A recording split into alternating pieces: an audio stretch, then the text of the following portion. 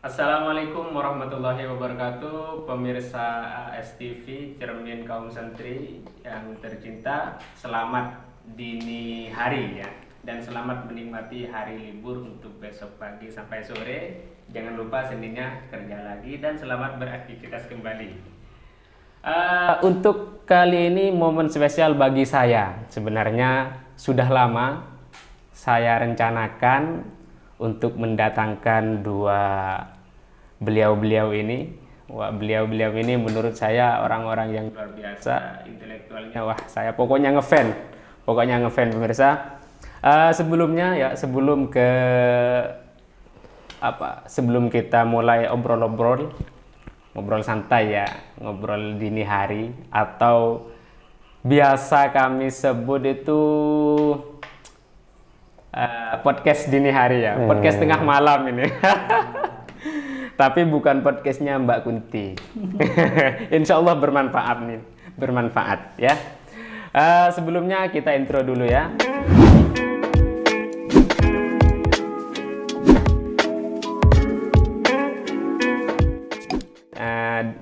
Mungkin bisa dimulai dari beliau yang pakai baju putih ini. Silakan ya. Sebelumnya Ya, tak kenal maka tak tahu. Iya. Kalau tak kenal maka tak sayang. Biasanya kalau sudah sayang repot nanti. Iya. Yang penting nggak di ghosting aja. Perkenalkan, nama saya Muhammad Lutfi Hidayat. Nah, saya asalnya Paseseh, Tanjung Bumi, Kabupaten Bangkalan. Nah, selanjutnya kalau saya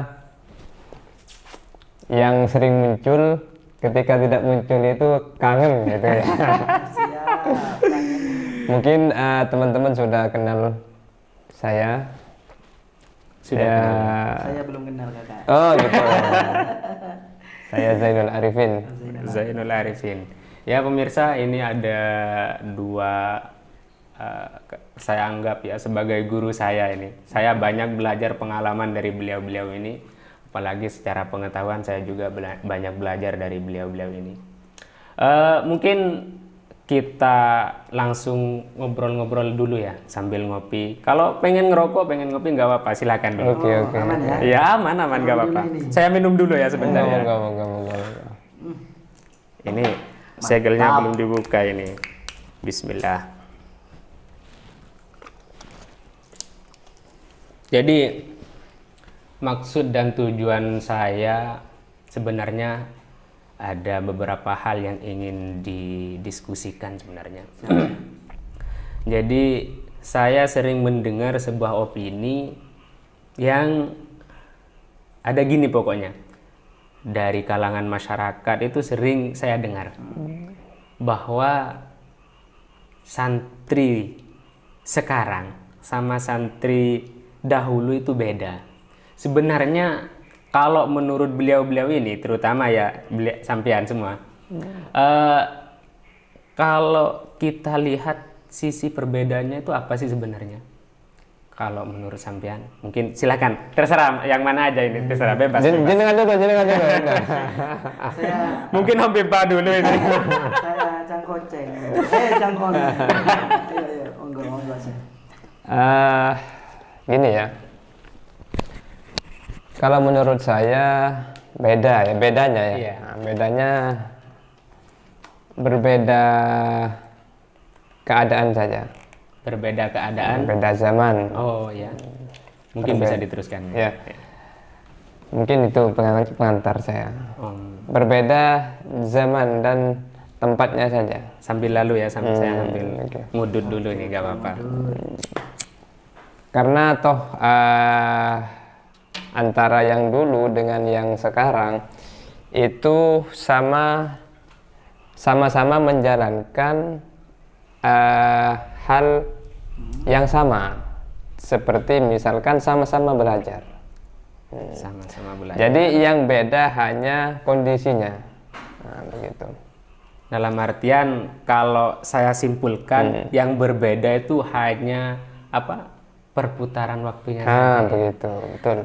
Secara garis besar antara santri ataupun murid-murid sekarang sama murid-murid dahulu itu nggak ada bedanya. Nggak ada bedanya, bedanya hanya beda waktu. Beda waktu ya. Mungkin dari Bapak ini silakan. Oke. Sebelumnya kita harus tahu definisi santri. Iya. Kan? Kita harus tahu. Santri itu kalau dari bahasa Sanskerta itu ada yang namanya sastri. Wah, Sastri itu ini saya baru tahu ini. Ini baru tahu saya. Saya mengambil dari luar gitu. Iya. Jadi sastri itu artinya adalah orang yang mencari ilmu di pondok. Nah, itu yang dinamakan santri. Banyak definisi lain seperti kalau bahasa Arab ada sin, nun, kan itu artinya masing-masing. Kemudian ada yang ada es, santun, apa gitu kan sudah.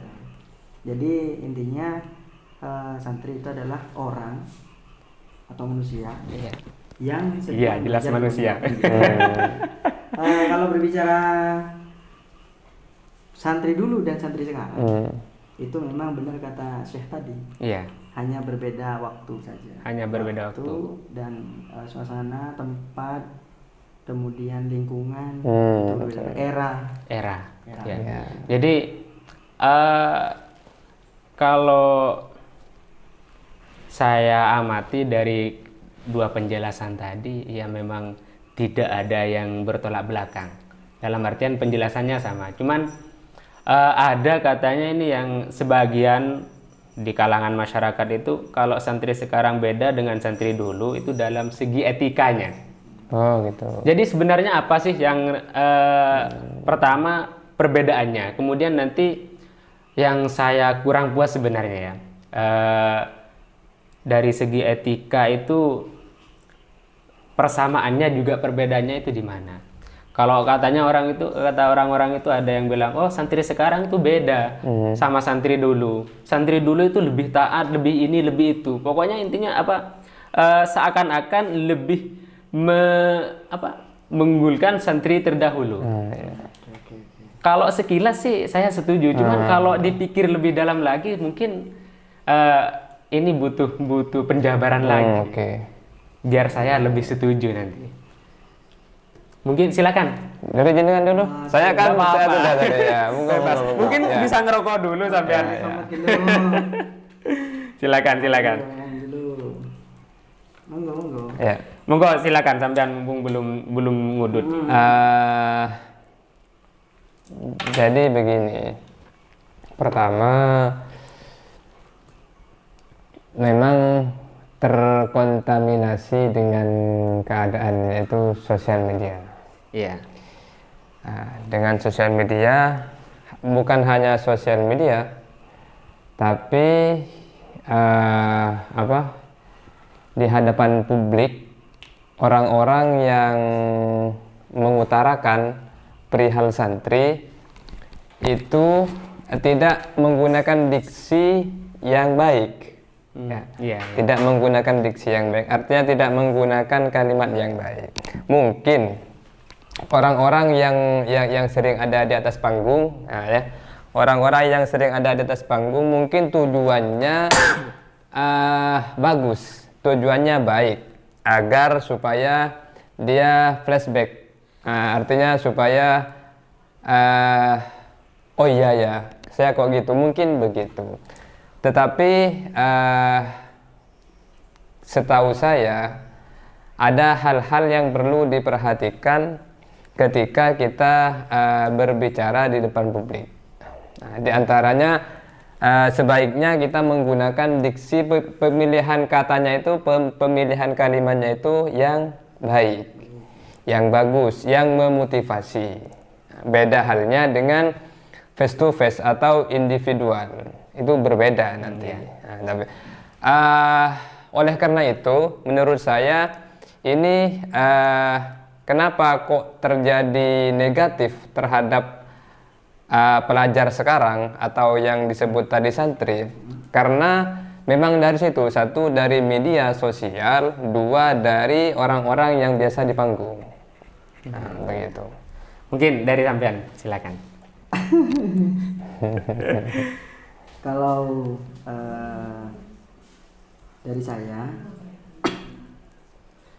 di sini kan sekarang adalah era smart village, Iya. era smart, era pintar dan semuanya serba teknologi milenial. Bahkan sekarang bukan 5.0 lagi, bahkan sudah 5.0. Sekarang ini sudah mau ke atas lagi seperti itu. Kalau bicara era itu sudah ada sejarahnya dari 1.0 kemudian 2.0 dan sampai sekarang ini. Kemudian ada kecerdasan manusia itu namanya adalah multiple intelligence. Iya. Multiple intelligence ini ada 9. Banyak itu tadi saya sudah kirim tadi. Iya. Ada 9 multiple intelligence. Contoh nih, bisa bermain musik seperti gitar Iya, ini ya. Bisa iya. bermain musik, kemudian bisa berolahraga. Dan manusia itu hanya memiliki paling tidak 2 atau 3 atau 4, paling tidak 4. Nah, yang memiliki 9 multiple intelligence itu adalah santri. Oh begitu. Ya. Adalah santri. Karena kenapa? Santri kita tahu sendiri kan, sudah bisa semuanya. Kalau santri itu sudah bisa semuanya. Maka dari itu hilangkan statement atau anggapan bahwasanya lebih takdim santri yang dulu, lebih taat santri yang dulu daripada santri yang sekarang. Itu saya rasa sama saja, semuanya itu sama. Kalau santri ya taat pada kiai, ya kita juga semua taat lah. Iya, taat. Ya seperti itu dulu. Oh ya, jadi kemarin ini saya sempat baca buku.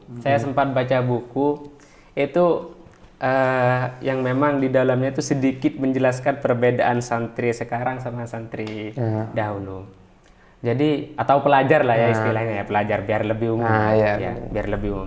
Jadi kalau yang sekarang itu kalau yang dulu kalau gurunya itu ngasih tahu, oh ini diperbolehkan misalnya. Ini hukumnya diperbolehkan. Santri dulu itu nanya apakah ada yang mengharamkan? Gitu. Apakah ada yang mengharamkan? Kemudian kalau santri sekarang, kalau misalnya dikatakan ini diharamkan, apakah ada yang memperbolehkan? Jadi itu perbedaannya dari segi kalau menurut saya sih dari segi jokes ya. Iya. Cuman kalau saya kaji lagi dari perkataan itu nggak ada bedanya sebenarnya ya. Sama-sama takut haram. Iya kan? Betul. Sama-sama mencari. Iya. Cuman ya itu bedanya. Cuma persamaannya sama-sama takut haram. Ya siapa coba yang yang berani melanggar hukum Allah kan gitu. Ya jadi kemudian ada lagi nih dari segi tadi kan dari segi etika ya. Etika dari segi potensi sekarang. Dari misalkan ya dari segi etika ini mungkin saya sedikit menambahkan. Iya, silakan. Kenapa kok sekarang ini kelihatannya kok berbeda? Memang secara kasat mata berbeda. Tapi tidak semua. Nah itu bedanya di situ. Kita tidak tidak boleh mudah menganggap menjustifikasi sesuatu tanpa meneliti terlebih dahulu, begitu. Betul. Karena terkadang santri yang misalkan etikanya kurang bagus itu kan tidak semua. Iya. Bahkan santri dulu kan juga ada. Pasti ada. Kan? Jadi setiap era itu pasti ada. Begitu. Oleh karena itu terkadang saya bingung kenapa sih orang-orang itu membicarakan hal yang sifatnya pribadi atau yang memojokkan salah satu santri kan simbol dari pelajar. Itu kok dibahasakan di publik begitu. Kenapa kok menasehatinya di publik? Iya. Atau kenapa ketika mau menasehati misalkan dengan ujaran yang agak negatif lah, kok di publik? Gitu. Oh, iya. Kenapa di publik itu tidak kita beri konsumsi yang baik-baik saja, gitu, yang baik-baik. Sehingga kenapa? Ini bukan tentang pelajar yang levelnya tinggi ya. Kalau yang levelnya tinggi itu bisa berpikir dua kali. Nah, ini cuma begini, ini begini. Lah kalau yang masih dasar itu, dia bukan memikir balik, tapi dia tertekan. Loh kok saya begini ya? Begini salah, begitu salah. Seakan-akan begitu. Jadi Oleh karena itu risikonya lebih banyak kalau hal-hal yang negatif itu dibicarakan di publik. Itu risikonya lebih banyak. Generasinya yang akan hancur, bukan yang sekarang. Nah, begitu. Karena generasi itu tidak punya apa ya, rem yang baik. Iya. Ya, tidak bisa mengontrol lah. Iya. Begitu. Jadi kalau sedemikian, ya misalnya seperti yang dijelaskan oleh beliau tadi, menurut saya justru akan mengurangi semangat mereka. Betul. Iya. Iya. Justru akan mengurangi semangat mereka. Terus kemudian ada lagi sebelum ke potensi ya. Iya. Ada lagi yang saya janggal itu, ada sebagian segelintir mungkin ya, enggak semuanya, segelintir orang itu mengatakan bahwa sebaik-baiknya santri sekarang atau pelajar sekarang itu masih lebih itu seburuk-buruknya pelajar atau santri terdahulu. Itu gimana sih beliau-beliau menanggapi tentang pernyataan yang seperti itu? Begini kalau saya tanggapi ya. Kalau berbicara etika itu kan akhlak ya. Iya.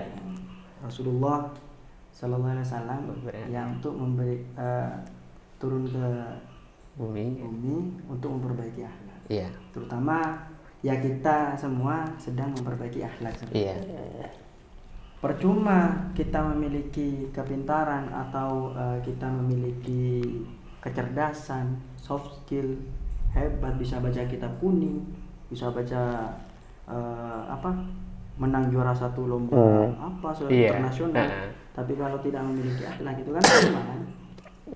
Lebih baik menjadi orang yang biasa saja, tapi memiliki akhlak yang baik terhadap guru, masyarakat, orang tua, kan ada takarannya masing-masing.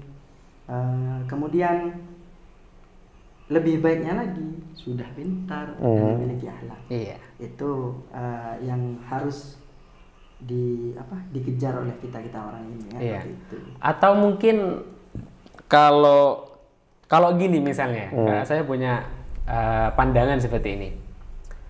Oke lah, saya setuju kalau dikatakan sebaik-baiknya santri sekarang atau pelajar sekarang itu seburuk-buruknya pelajar terdahulu misalnya. Oke, saya setuju, cuman setiap sesuatu itu kan ada sebabnya. Betul. Ya, setiap sesuatu itu ada sebabnya. Karena memang tadi justru hal semacam ini akan memperlemah atau mengurangi daya semangatnya para pelajar sekarang. Jadi justru menurut saya ada sebab-sebabnya. Mungkin dari metodologi pertama atau dari pendidik misalnya, dari pendidik. Kalau gitu misalnya sampean setuju atau ada pandangan lain misalnya. Jadi gini, soalnya kalau saya amati misalnya pendidik atau pengajar sekarang dengan pengajar terdahulu itu beda, memang beda. Jadi kalau memang ingin dibedakan atau ingin dibanding-bandingkan, justru tidak hanya dibandingkan salah satunya, dua-duanya harus juga dibandingkan. Iya, betul. Ya kan? Justru gini, kalau pelajar sekarang beda, berarti pengajar sekarang juga beda. Dari segi metodologi ataupun dari segi pendekatannya. Bahkan juga cara, kalau kita flashback ya, kalau kita ngomongin masalah pengajar. Bagaimana Kiai Khalil Bangkalan itu mendidik para santrinya sehingga bisa mencetus para ulama-ulama besar di Nusantara seperti Kiai Hasyim Asy'ari, Kiai Wahab Hasbullah dan lain sebagainya. Itu kan dari sisi pengajarnya juga. Bagaimana cara beliau mendoakannya, bagaimana cara beliau mentirakatinya, kan seperti itu mungkin ya. Ya, jadi mungkin dari sampean ada pandangan lain lah. Dari jenengan dulu saya. Kalau pandangan saya. Ya ada memang kalau dari pengajar itu memang apa ya, pengaruhnya besar. Iya. Pengaruhnya besar, tetapi perlu diingat ada hal-hal yang memang itu otomatis diikuti oleh didikannya. Apabila ia dilihat oleh penglihatannya sendiri, langsung dilihat oleh murid perilaku sang pengajar itu, baik itu perilaku yang positif hatta yang negatif sama aja. Teladan ya. Nah, teladan. Nah, begitu. Banyak kok contoh. Terkadang di luar kegiatan belajar mengajar, ya, hal-hal positif yang dilihat langsung oleh siswa itu akan otomatis ditiru. Contoh misalkan, ngapain sih seharian guru saya ini? Nah, misalkan ya cuma kesehariannya kalau sore ya main HP, main game. Nah, terus kalau malam ba'da isya main game. Nah, itu akan tersendirinya mereka mengambil pelajaran. Lah, kenapa dia misalkan dia kok tetap belajar? Satu, memang dia masih takut. Nah, masih takut. Beda ya. Terus misalkan si pengajarnya ini ya tidak berbicara Pak, tidak suruh mutola'ah, tidak disuruh apa, tapi setiap dia ketemu misalkan setiap sore atau setiap malam, lah kok dia sering baca, sering kelihatannya gitu terus. Ya. Nah, itu tidak usah diajari, sudah dia akan meniru ya. Nah, gitu. Jadi ada hal-hal yang memang otomatis diserap oleh santri dari seorang pengajarnya itu. Ya. Sebelum kita lanjut ke pembahasan berikutnya ini, pemirsa, sebenarnya dengan dua rekan kami ini saya jadi teringat seseorang. Kalau beliau ini, saya dari gaya bicaranya saya jadi teringat ke fans berat saya, Pak Mahfud MD. Iya, kalau dari beliau ini juga ada juga saya jadi teringat ke Yai Said. Iya, jadi dari gaya bicaranya itu memang wah, pokoknya wah lah gitu. Ya, mungkin kita minum-minum dulu sebentar ya. Iya. Silakan.